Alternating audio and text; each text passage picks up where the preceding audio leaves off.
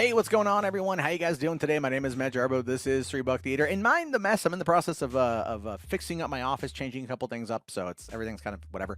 However, today we're going to be talking about a big piece of news, and one that I know a specific group of people out there are going to be jumping on because there's not much else going on. This specifically, they're going to be diving into. They're going to be trying to munch on it like the corpse that it is, and that, of course, is Kathleen Kennedy, Lucasfilm, and in this case particularly, Galaxy's Edge. Because in a new interview, we're finding out a bit more about how Batuu came to be, how Galaxy's Edge came to be, and it actually, to be fair, is probably one of the dumbest things they could have done, although I completely understand the reasoning behind it. Let's take a look here. So according to this interview here, this article here on Slashfilm, Star Wars Galaxy's Edge was originally set to be on Tattooine instead of the new planet Batuu, which, look, it kind of felt like that would have been the better course of action. If you go to Batuu, it almost feels a little bit like Tattooine. I've been to it in Disneyland. Hopefully one day we'll be able to go to Walt Disney World whenever things reopen and I have the money to be able to go at those astronomical prices. But yeah, it's different, but you could easily substitute Batuu for Tattooine. I just want to make that clear up front. You could easily go like, yeah, what it is.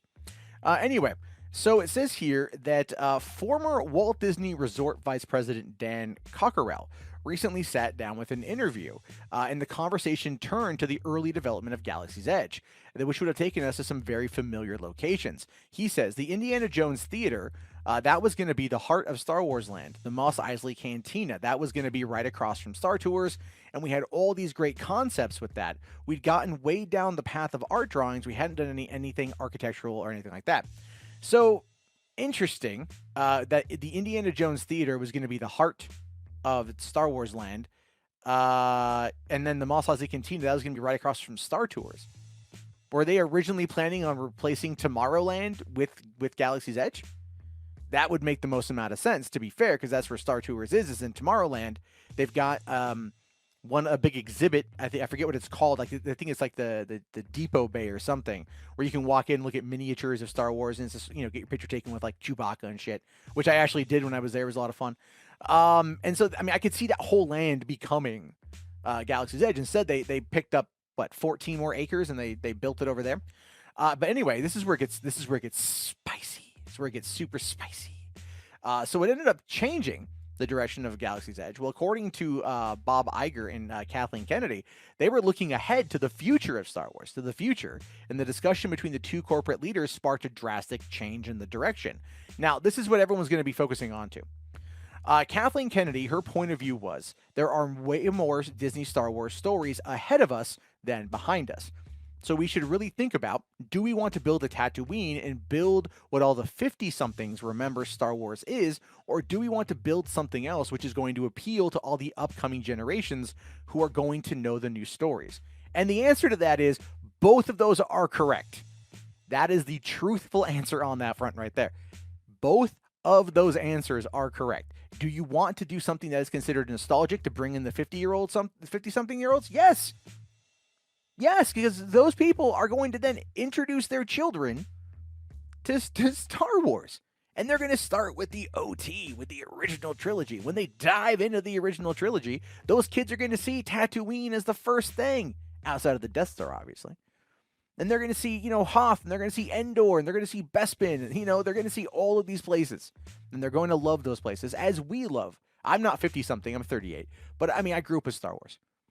I think the first movie I ever went to go see in theaters was, Return of the Jedi. I was 1. I don't remember it, but that's my mom told me. So it's like, I've grown up with this stuff, you've grown up with this stuff, y'all grown up with this stuff. And I would love to take my kid to go to Tatooine more so than I would say Batuu at this point.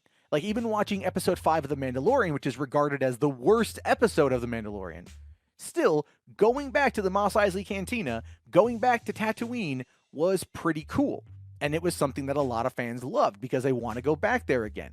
Like, it's nostalgia sells, man. It's true. Now, I love this line right here. This line that follows it.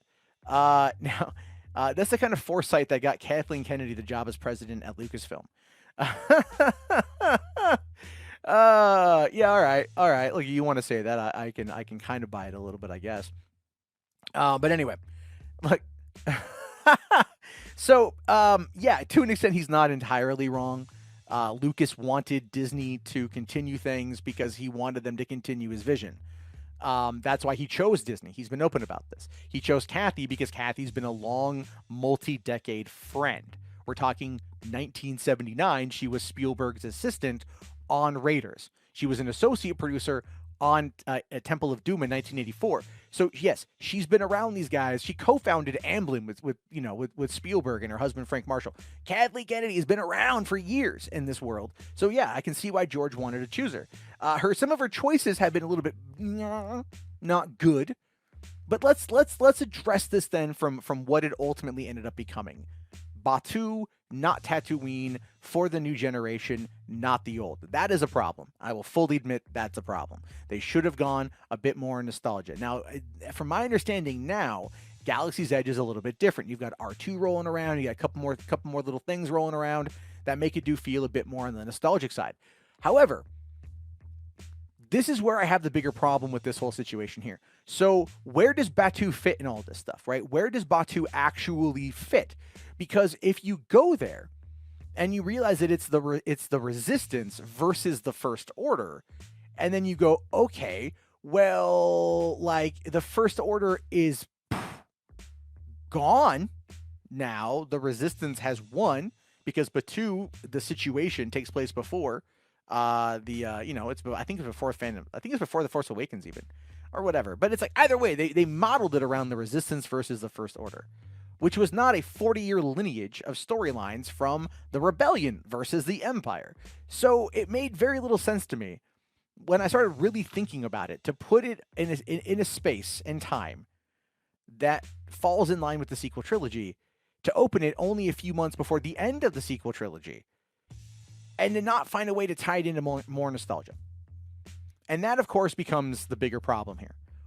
This is where Kennedy and Iger kind of made a mistake, because they wanted, yes, I get it. There are more Star Wars stories ahead of us than behind us, 100%. That is the right frame of mind to have. But it's the bedrock of where that whole thing starts. That's going to be the fascinating part. It's the bedrock. If you don't have that, in which case it would be nostalgia. And there's any people out there going to go, but the whiny piss babies, the whiny man children, the keyboard warriors, they're the ones that are going to be upset. No, like, here's the thing. If I would have gone, my younger brother, I forget how old he is. He's like 20, 93. He's turning 27 in a few weeks. So my younger brother, yeah. Anyway, he loves old Star Wars, and like we went to Galaxy's Edge. He had a lot of fun, but like still, it would have been cool to go to Hoth. It would have been cool to go to, any of those things. It would have been cool to go to Endor. I mean, Bespin, you do something. I mean, you could have done anything that was nostalgia related, and people would have lost their mind over it. And that, of course, is the issue here. Where does Batuu fit in the future of Star Wars? We don't even know what's going on now. Is Batuu going to end up being a big part of the High Republic? Is that going to be a big part of those stories? Are they going to go, well, Galaxy's Edge is on the edge of the galaxy, blah, blah, blah, blah. We're going to establish Batuu, and then 200 years from now, or 230 to 250 years from now, this is when we're going to be in the storyline. So are they going to work it together? And I don't see that working. I really don't see that working. I wish I did. I wish I could figure out a way to do it. But this is where I feel there's poor planning. And I've said this before. I've been honest about this before. I feel like there's been a lot of poor planning as a result of all this. So really, when you think about it, when you think about how it's all playing out, they backed themselves into a corner. And here it is. They're already supposed to announce almost 4 months ago what the next movie was going to be in 2022. Right? I mean, we're like coming up on 2.5 years, I think, from the next one. It's like, this is when they're going to have to start really getting, a director, and casting is really what it's going to have to be. It is, I mean, they're going to have to get close to this. And so where's Batuu fit in any of this? And that's what they haven't established yet. If they're trying to build this new canon, if they're trying to build this new world, in this new Star Wars, lineage, so to speak, this new timeline, then where does it fit? I mean, the First Order is gone. Star Wars Resistance is over. Where is it at now? Like, they spent all that money on the Rise of the Resistance ride at a time when the Resistance won. It just didn't make any sense. Still doesn't. I'm still trying to figure it out. I'm still waiting for them to figure it out. And this is one of the fundamental problems with Disney Star Wars. I'm supportive of Disney Star Wars, but at the end of the day, Yeah. You know, it's got its problems. Anyway, I want to hear you guys' thoughts. I want to hear your opinions on this one. Good, bad, or the other. Please let me know down in the comment section. I will talk to you guys later. Do me a solid, though. Do me a favor. Like the video, leave a comment. All right. And then if you really want to help out right now while we have no advertisements because nothing's in theaters, so there's no movie advertising, which hurts movie channels on YouTube because of the algorithm, feel free to help out Patreon. It'd be great. $1, $2. It just comes in handy right now. So I can bring you guys more content. That's the truth of it. And be sure to look out for live streams. Those are going to be coming back here pretty soon. I got this new headset, which I like. Allows for more freedom, mobility, those kind of things. And I'll talk to you all later. Have yourself a great day. Thank you again for watching. And may the force be with you, always.